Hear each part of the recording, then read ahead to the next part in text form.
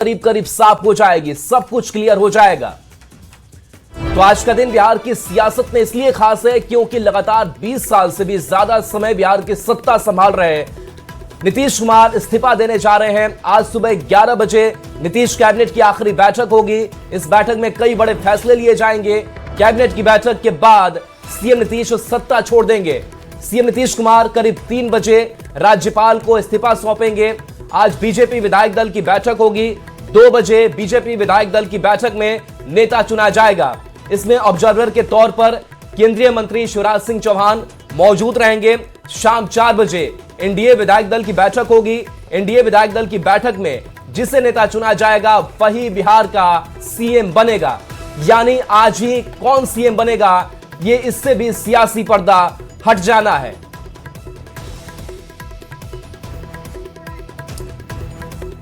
आज देखिए सुबह 11 बजे कैबिनेट की आखिरी बैठक होगी और आज इस्तीफा देंगे नीतीश कुमार। बैठक के बाद सीएम पद छोड़ सकते हैं नीतीश कुमार। तो आज का दिन बिहार की सियासत के लिए बेहद अहम है।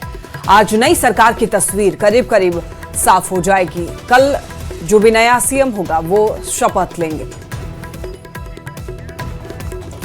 आज सीएम नीतीश का कार्यक्रम है। 10:30 बजे का समय जब अंबेडकर की प्रतिमा पर माल्यार्पण करेंगे। 10:45 पर सचिवालय के लिए प्रस्थान करेंगे नीतीश कुमार। 11 बजे नीतीश कैबिनेट की आखिरी बैठक होने वाली है और फिर 11:30 बजे सामूहिक फोटोग्राफी में भी हिस्सा लेंगे और 3:10 पर लोक भवन से प्रस्थान करेंगे और 3:15 पर राज्यपाल से मुलाकात करेंगे और राज्यपाल को इस्तीफा सौंप सकते हैं नीतीश कुमार। तो आज का दिन बेहद अहम है क्योंकि आज ही इस्तीफा देंगे नीतीश कुमार और आज ही ये बताया जाएगा कि विधायक दल का नेता कौन होगा, यानी कि बिहार का अगला मुख्यमंत्री कौन होगा। इस पर सभी की नजरें टिकी हुई हैं, सभी की निगाहें बिहार पर है क्योंकि बिहार में अब नई सरकार का गठन होने जा रहा है और लगभग 20 सालों के बाद में नीतीश कुमार सीएम की कुर्सी से इस्तीफा देने वाले हैं। और इस वक्त की बड़ी खबर, बीजेपी के राष्ट्रीय अध्यक्ष आज पटना पहुंचेंगे। नितिन नवीन आज पटना आएंगे। नितिन नवीन के साथ शिवराज सिंह चौहान पटना आएंगे, पर्यवेक्षक बनाए गए हैं। दोनों नेता विशेष विमान से पटना पहुंचेंगे। आज बीजेपी विधायक दल के नेता का चुनाव होना है। सीएम का ऐलान जो है वो शिवराज सिंह चौहान कर देंगे। जो औपचारिकता और जो जिम्मेदारी उन्हें दी गई है जिसे वो पूरा करेंगे। तो आज बीजेपी के राष्ट्रीय अध्यक्ष नितिन नवीन और उनके साथ साथ शिवराज सिंह चौहान जो पर्यवेक्षक बनाए गए हैं वो आज पटना पहुंचेंगे। तो आज बड़ी हलचल जो है वो पटना में देखने को मिलेगी क्योंकि जिस तरीके से नई जो सियासत है वो आज से उदय होने वाली है। एक नए पड़ाव, एक नए अहम मोड़ पर बिहार की सियासत आज खड़ी है। तो इसलिए आज का दिन बेहद अहम है। आज नीतीश के इस्तीफे के साथ साथ नया जो चेहरा है बीजेपी की तरफ से वो भी सामने आ जाएगा और नितिन नवीन आज पटना आ रहे हैं। इसके साथ साथ शिवराज सिंह चौहान भी पटना आएंगे। बीजेपी विधायक दल की बैठक होगी और उसमें विधायक दल का नेता चुना जाएगा। सीएम का फेस जो है वो तय किया जाएगा और औपचारिक ऐलान आज हो जाना है। 15 अप्रैल को सुबह 11 बजे लोक भवन में नई सरकार का शपथ ग्रहण है। नई सरकार को लेकर बिहार में सियासी हलचल भी तेज है। बैठकों का दौर जारी है और आपको ये बता दें सुबह 11 बजे नीतीश कैबिनेट की आखिरी बैठक होने वाली है। आज नई सरकार की तस्वीर साफ होगी।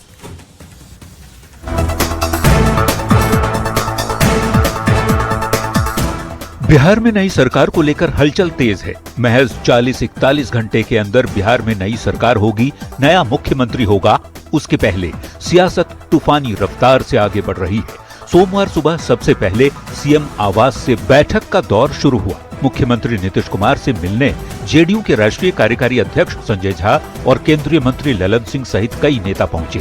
इसके बाद ललन सिंह सीएम आवास से निकलकर संजय झा के आवास पर पहुंचे।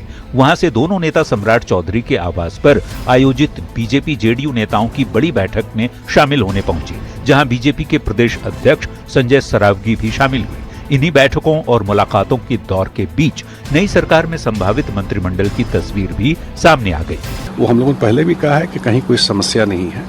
एज पर प्लान सारा चीज चल रहा है। बिहार में सियासत के लिहाज से मंगलवार और भी ज्यादा हलचल भरा रहने वाला है। सुबह 10 बजे केंद्रीय मंत्री शिवराज सिंह चौहान और बीजेपी के राष्ट्रीय अध्यक्ष नितिन नवीन विशेष विमान से पटना पहुंचेंगे। सुबह 11 बजे नीतीश कैबिनेट की आखिरी बैठक होगी। लेकिन चूंकि आखिरी बैठक है, इसलिए सामान्य रूप से कुछ मुख्यमंत्री जी भी कहेंगे और हम सब लोगों के तरफ से उनके प्रति आभार भी प्रकट किया जाएगा। मंगलवार को ही दोपहर 3 बजे पटना बीजेपी दफ्तर के अटल सभागार में बीजेपी विधायक दल की बैठक होगी, जिसमें बीजेपी विधायक दल का नेता चुना जाएगा। फिर शाम 4 बजे एनडीए विधायक दल की बैठक होगी। इसी बैठक में बीजेपी की ओर से चुने गए नेता के नाम पर एनडीए की ओर से मुहर लगेगी और फिर एनडीए के नेता राज्यपाल से मिलकर सरकार बनाने का दावा पेश करेंगे। राष्ट्रीय जनतांत्रिक गठबंधन की बैठक बिहार विधानसभा के सेंट्रल हॉल में 4 बजे बुलाई गई है, जिसमें विधानमंडल दल के एनडीए के विधानमंडल दल के नेता का चयन होगा। यानी मंगलवार शाम 5 बजे तक नई सरकार और नए सरकार दोनों का चेहरा सामने आ जाएगा और 15 अप्रैल को सुबह 11 बजे लोक भवन में नई सरकार के शपथ ग्रहण के साथ ही बिहार को नया मुख्यमंत्री मिल जाएगा। न्यूज 18 के लिए पटना से रवि एस नारायण, आनंद अमृतराज, शैलेंद्र कुमार और अमित कुमार के साथ ब्यूरो रिपोर्ट। तो बिहार में 15 अप्रैल को नई सरकार का शपथ ग्रहण होगा। उसके पहले न्यूज 18 पर नए मंत्रिमंडल की तस्वीर भी सामने आ चुकी है। मंत्रिमंडल के फॉर्मूले के साथ ही मंत्रिमंडल के चेहरे की भी जानकारी न्यूज 18 आपको सबसे पहले दे रहा है। क्या है फॉर्मूला और कौन कौन से हैं संभावित चेहरे, इस रिपोर्ट के जरिए देखते हैं। 15 अप्रैल 2026 बिहार में नई सरकार बनने जा रही है और बिहार को नए सरकार मिलने जा रहे हैं। अब सबके दिमाग में यह सवाल चल रहा है कि कौन होगा बिहार का मुख्यमंत्री और कौन बनेगा डिप्टी सीएम। आखिर क्या होगा सरकार का फॉर्मूला? तो बता दें, 15 अप्रैल को नई सरकार के शपथ ग्रहण के पहले न्यूज 18 पर नए मंत्रिमंडल की तस्वीर भी सामने आ गई है। मंत्रिमंडल के फॉर्मूले के साथ ही कैबिनेट के चेहरे की जानकारी भी न्यूज 18 आपको सबसे पहले दे रहा है। 15 अप्रैल को बीजेपी के नेतृत्व में सरकार बनने जा रही है, जिसमें सीएम और डिप्टी सीएम सहित कुल 24 मंत्री शामिल होंगे। बीजेपी से सीएम सहित कुल 11 मंत्री होंगे। हालांकि सीएम के चेहरे पर चौंकाने वाली खबर अभी बाकी है, जबकि जेडीयू से डिप्टी सीएम के तौर पर निशांत कुमार का नाम तय है और निशांत के साथ ही जेडीयू से कुल 9 मंत्री शामिल होंगे, जबकि बाकी सहयोगी दलों एलजेपी रामविलास से 2 मंत्री के साथ ही मांझी की पार्टी एचएएम और कुशवाहा की आरएलएम से 1 मंत्री शामिल होंगे, जैसा इस सरकार में है। बीजेपी से संभावित मंत्रियों की यदि बात करें तो सीएम के अलावे जो 10 नाम हैं, वो हैं विजय कुमार सिन्हा, मंगल पांडे, रामकृपाल यादव, दिलीप जायसवाल, श्रेयसी सिंह, लखेंद्र पासवान, रमा निषाद, प्रमोद कुमार चंद्रवंशी, अरुण शंकर प्रसाद और संजय सिंह टाइगर। वहीं जेडीयू की ओर से निशांत कुमार का डिप्टी सीएम बनना करीब करीब तय है। इसके अलावे 8 नेता मंत्री बन सकते हैं। इसमें हैं विजेंद्र यादव, विजय कुमार चौधरी, श्रवण कुमार, अशोक चौधरी, लेसी सिंह, मदन सहनी, जमा खान और सुनील कुमार। हालांकि विजेंद्र यादव पहले कह चुके हैं कि नीतीश कुमार सीएम नहीं रहेंगे तो वे भी मंत्री नहीं बनेंगे। बात अगर लोक जनशक्ति पार्टी रामविलास और हिंदुस्तानी अवाम मोर्चा और राष्ट्रीय लोक मोर्चा के संभावित मंत्रियों के नामों की करें तो एलजेपी आरवी से 2 मंत्री बनेंगे, जिसमें संजय पासवान और संजय कुमार सिंह संभावित नाम हैं। हम की ओर से पिछली बार की तरह जीतन राम मांझी के बेटे संतोष कुमार सुमन मंत्री बनेंगे, तो आरएलएम कोटे से पार्टी के राष्ट्रीय अध्यक्ष उपेंद्र कुशवाहा के बेटे दीपक प्रकाश का नाम शामिल है। न्यूज 18 के लिए पटना से रवि एस नारायण, आनंद अमृतराज, शैलेंद्र कुमार और अमित कुमार के साथ bureau report. CM Nitish Kumar आज इस्तीफा देने जा रहे हैं, लेकिन इस्तीफा देने से ठीक एक दिन पहले ही नीतीश कुमार अपने ड्रीम प्रोजेक्ट का जायजा लेने पहुंच गए। तपती धूप में नीतीश कुमार एक्सप्रेस वे से होकर के वहां से घूम घूम करके जायजा ले रहे थे। दरअसल एक्सप्रेस वे के हो रहे निर्माण का जायजा उन्होंने लिया है। आप भी देखिए नीतीश कुमार का ये अंदाज।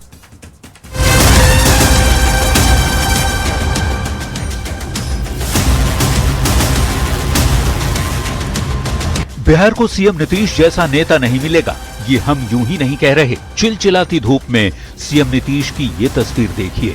मंगलवार को मुख्यमंत्री नीतीश कुमार सत्ता छोड़ने जा रहे हैं, सीएम पद से इस्तीफा देने जा रहे हैं, लेकिन ठीक एक दिन पहले वो अपने ड्रीम प्रोजेक्ट का जायजा ले रहे हैं। अधिकारियों से प्रोजेक्ट को लेकर बातें कर रहे हैं, घूम घूम कर प्रोजेक्ट का जायजा ले रहे हैं। ये तस्वीर है सोनपुर इलाके की।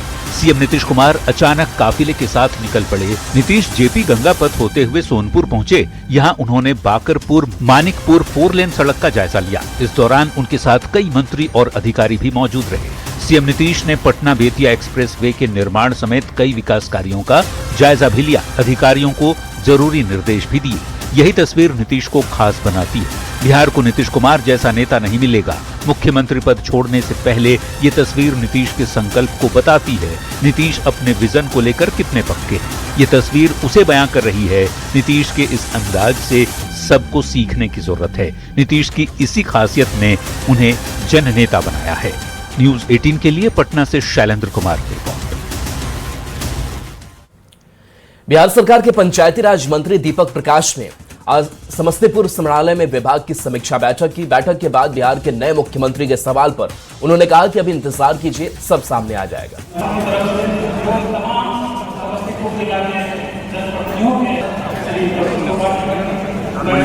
उसका मार्गदर्शन माननीय मुख्यमंत्री जी करते रहेंगे। बिहार के विकास के लिए राज्यसभा के सदन से अपना योगदान देते रहेंगे। विपक्ष का आरोप रहता है कि हाईजैक कर नीतीश जी को सारा चीज कराया जा रहा है। नीतीश जी को इस प्रकार से उन्होंने बिहार में हम बता देते सामाजिक और आर्थिक बदलाव को लीड किया है। जन जन के नेता हैं माननीय मुख्यमंत्री जी, कोई उनको हाईजैक नहीं कर सकता है। आगे भी जो सरकार बनेगी उसका मार्गदर्शन माननीय मुख्यमंत्री जी करते रहेंगे। सुपौल में जनसुराज के संयोजक प्रशांत किशोर ने पार्टी कार्यकर्ताओं के साथ बैठक की और संगठन की मजबूती पर चर्चा की। हार के कारणों पर भी विस्तार से मंथन किया गया। वहीं कार्यकर्ताओं ने एकजुट होकर इस हार को आने वाले समय में जीत में बदलने का संकल्प लिया। प्रशांत किशोर ने मौजूदा राजनीतिक हालात पर यह कहा कि बिहार का मुख्यमंत्री कोई भी बने, उसकी प्राथमिकता गुजरात होगी। उन्होंने 1 करोड़ रोजगार देने के वादे पर भी निशाना साधा है और ये कहा है कि ये वादा पूरा नहीं होगा और भ्रष्टाचार पर भी लगाम नहीं लगेगी। तो एक तरीके से टिप्पणी की गई है। मुख्यमंत्री बने बिहार में भ्रष्टाचार कम नहीं होगा। कोई मुख्यमंत्री बने बिहार में शिक्षा व्यवस्था नहीं सुधरेगी। कोई मुख्यमंत्री बने यहाँ रोजगार 1 करोड़ का वादा जो एनडीए ने किया है वो नहीं होने वाला है। पलायन नहीं बंद होने वाला है। इन्होंने कहा था कि 1 करोड़ रोजगार देंगे, 6 महीना हो गया, कितने लोगों को रोजगार मिला? भोजपुर बक्सर एमएलसी उपचुनाव के लिए जेडीयू ने कन्हैया प्रसाद को उम्मीदवार बनाया है। कन्हैया प्रसाद संदेश विधानसभा क्षेत्र के विधायक राधाचरण सेठ के बेटे हैं। इसके पहले राधाचरण सेठ ही इस सीट पर निर्वाचित हुए थे, लेकिन विधायक बनने के बाद यह सीट खाली हो गई थी। इसके बाद इस सीट पर मुकाबला और भी दिलचस्प हो गया है।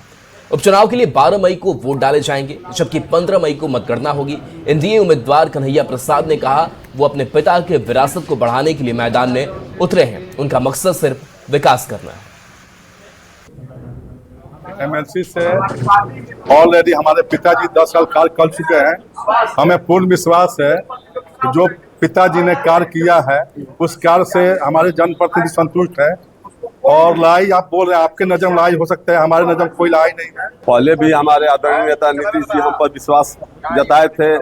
आज भी हमारे लड़के के ऊपर एनडीए के प्रत्याशी लोग बनाए हैं। 10 बरस हम जनप्रतिनिधि की सेवा किए हैं, उनके हर दुख सुख में साथ रहे। बिहटा से बड़ी खबर मिल रही है। इंजीनियरिंग की छात्रा की मौत हुई है। देखिए, संदिग्ध स्थिति में मौत से हड़कंप मच गया। बाहर से छात्रा का कमरा बंद था, कमरे में लाइट ऑन था, फैन भी ऑन था। बताया जा रहा है गला दबाकर हत्या की गई है, ऐसा लोग आरोप लगा रहे हैं, आशंका जताई गई है। निजी कॉलेज की छात्रा की हत्या का मामला है। औरंगाबाद के ओबरा की रहने वाली थी। 23 साल की छात्रा थी अनुपमा कुमारी। 3 साल से बिहटा में रह रही थी। छात्रा का मोबाइल पुलिस को मिला है। मकान मालिक ने भी हत्या की ही आशंका जताई है। हालांकि मामला क्या है ये अब जांच का विषय है। इंजीनियरिंग छात्रा की मौत से हड़कंप मच गया है। छात्रा का मोबाइल पुलिस ने अपने पास रखा है। जांच पड़ताल होगी, इसके बाद ही पता चल पाएगा कुछ। मकान मालिक को भी हत्या का ही शक है और परिवार में इस वक्त हड़कंप मचा हुआ है। परिवार वालों का रो रो कर बुरा हाल है। बताया जा रहा है कि छात्रा का जो कमरा था वो बाहर से बंद था, लेकिन कमरे के अंदर लाइट ऑन था, फैन ऑन था और ऐसे में लोग शक जाहिर कर रहे हैं शायद गला दबाकर किसी ने हत्या की है। लेकिन यहाँ पर सवाल ये उठ रहा है कि आखिर वो कौन था कि अंदर जाकर हत्या कर गेट लगाकर और वो बाहर भाग गया है। मकान मालिक को भी इसकी सूचना नहीं है, मकान मालिक को भी इस बारे में जानकारी नहीं है, मकान मालिक भी कुछ कह नहीं पा रहा है, मकान मालिक को भी केवल शक है। ज्यादा जानकारी के लिए न्यूज़ 18 संवाददाता अमरजीत हमारे साथ जुड़ रहे हैं। अमरजीत, इंजीनियरिंग की छात्रा की मौत से देखिए इस वक्त अब कई सवाल खड़े हो रहे हैं, क्या जानकारी मिल रही है?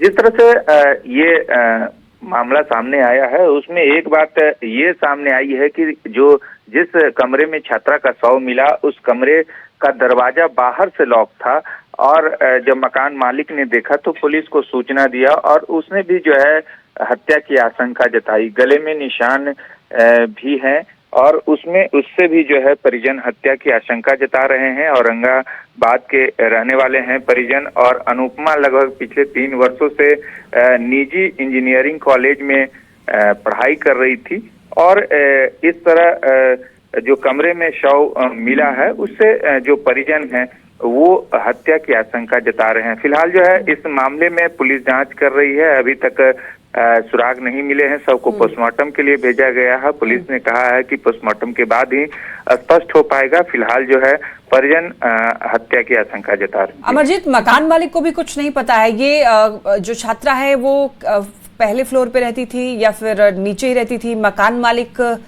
कहाँ रहता था? ये देखिए, मकान मालिक ऊपर के फ्लोर पे रहते थे और छात्रा नीचे रहती थी और उसी में जो है छात्रा का शव मिला। जब मकान मालिक ने देखा तो पुलिस को सूचना दिया, दरवाजे को तोड़ा गया और उसके बाद शव को निकाला गया। परिजनों को सूचना दिया गया, परिजन देर रात पहुंचे और शव को पोस्टमार्टम के लिए भेजा गया है। फिलहाल जो है अभी पोस्टमार्टम रिपोर्ट आने का इंतजार किया जा रहा है, लेकिन प्रथम दृष्टया हत्या की बात सामने आ रही है। जी ठीक है, नजर बनाए रखिएगा अमरजीत, बहुत धन्यवाद आपका इन तमाम जानकारियों के लिए। दरभंगा में नाबालिग लड़की की प्रेम कहानी का खौफनाक अंत। हिंदू नाबालिग मुस्लिम लड़के के प्यार में पड़ी, उसके साथ जीने मरने की कस्में खाई, घर से भागकर निकाह भी की। 1.5 महीने बाद उसकी संदिग्ध हालत में लाश मिलने से परिवार में सन्नाटा है। ये रिपोर्ट दिखाते हैं। जिहादी मानसिकता, नाबालिग की संदिग्ध मौत, प्यार की आड़, धर्मांतरण का जाल, मजहबी सनक ली मासूम की जान, धर्म परिवर्तन का दबाव, लव के नाम पर घात। दरभंगा का वो सम्राट चौक जहां अमूमन जिंदगी की भागदौड़ सुनाई देती थी, आज वहां सन्नाटा है। एक ऐसा सन्नाटा जो चीख चीख कर कई सवाल पूछ रहा है। एक नाबालिग हिंदू लड़की जिसकी आंखों में शायद सुनहरे भविष्य के सपने थे, आज वो सिर्फ एक स्मृति बनकर रह गई।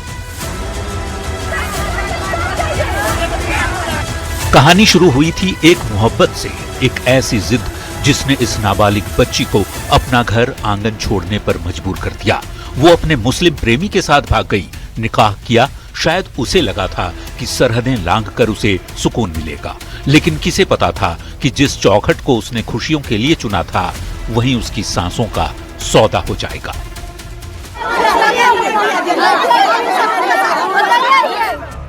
13 जनवरी 2026 सकीरना गांव से एक नाबालिग बेटी घर छोड़कर चली गई। सम्राट चौक के मोहम्मद साबिर के बेटे मोहम्मद उजाला के साथ पहला फुसलाकर, प्यार का झांसा देकर नाबालिग होने के बावजूद शादी रचाई, लेकिन ये शादी नहीं, एक साजिश थी। परिवार ने तुरंत थाने में आवेदन दिया, लेकिन पुलिस चुप रही। सम्राट चौक के पास मोहम्मद साबिर के घर में एक महिला के द्वारा अभी तो उम्र का सत्यापन नहीं हो पाया है, जो प्राथमिक और प्रथम दृष्टया जो साक्ष्य आ रहे हैं नाबालिग होने का साक्ष्य है बालिका का, तो उनके द्वारा हत्या आत्महत्या इसकी भी अभी पुष्टि हम नहीं कर सकते हैं। वो फोरेंसिक टीम आएगी और पोस्टमार्टम रिपोर्ट आएगा, उसके बाद। शादी के बाद शुरू हुआ वो सिलसिला जो हर हिंदू परिवार की रातों की नींद उड़ा देता है। लव जिहाद का जाल, धर्म परिवर्तन का दबाव, इस्लाम कबूल करो वरना। युवती ने धर्म परिवर्तन से इनकार कर दिया और फिर आज संदिग्ध हालत में उसकी लाश मिली तो दावों और वादों की सारी परतें उधड़ गईं। लड़की को इतना प्यारदारी पकड़ के दे तो नहीं दिया ये लड़का लोग को माँ बाप नहीं दिया तो हम छोड़ दिया, लेकिन केस में मुकदमा कुछ नहीं किया। मैं चलो कहूँ दिया अच्छा है, खुश रहे। 2 महीना नहीं हुआ हमको लड़की को मार दिया। अब परिवार का आरोप है कि यह सिर्फ मौत नहीं बल्कि एक साजिश है। उस मासूम पर धर्म परिवर्तन का दबाव बनाया जा रहा था, उसे प्रताड़ित किया जा रहा था कि वो अपनी पहचान बदल ले। पिता की सिसकियां और मां का विलाप आज इंसाफ की गुहार लगा रहा है। कुछ भी इस्लाम कबूल करे के चक्कर में बेटी के मारबल के इस्लाम कबूल करवे के लिए नहीं कर के ना ये मार लगे। पता केना चलल इस्लाम कबूल करवा? हमरा आदमी खबर कोई न कोई कहत रहे, समझ गलिए कहत ओइ पर जे हम बात के सुन लिए ना आ तुरंत हमरा ये बात मालूम भले या के लिए जे हम बात कहै छी। हमरा पहले से भी कहत रहे इस्लाम नहीं कबूल करे छे, एना ओना करे छे, मारपीट करे छे। एक नाबालिग लड़की जिसका पूरा जीवन आगे था, प्यार के नाम पर फंसा लिया गया, शादी और निकाह के नाम पर बांध लिया गया और धर्म न बदलने पर मार डाला गया। ये प्यार था या हत्या, या फिर धर्म और नफरत की भेंट चढ़ गई एक और बेटी। ये लव जिहाद का वो चेहरा है जो हर दिन बेटियों की जिंदगी छीन रहा है। पुलिस मामले की तफ्तीश में जुटी है। पोस्टमार्टम रिपोर्ट और सबूतों के आधार पर सच सामने आने का इंतजार है। लेकिन सवाल वही खड़ा है, आखिर कब तक लव जिहाद के नाम पर मासूमों की जिंदगियां बर्बाद की जाएंगी? न्यूज़ 18 के लिए दरभंगा से विपिन कुमार दास की रिपोर्ट।